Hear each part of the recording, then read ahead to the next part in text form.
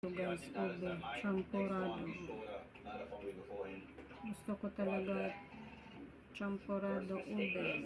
First time ko nitong ube.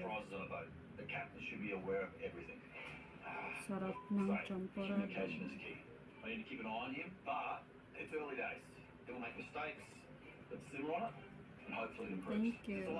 Guys, nilagyan na natin ng tubig.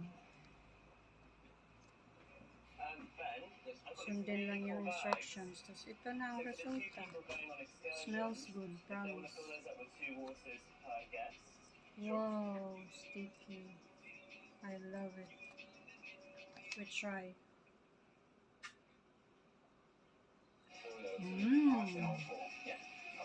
Love it, in fairness. Not so sweet. Ano siya? Blended yung taste, like a little bit salty also.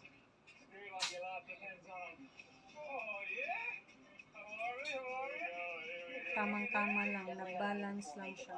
Thank you.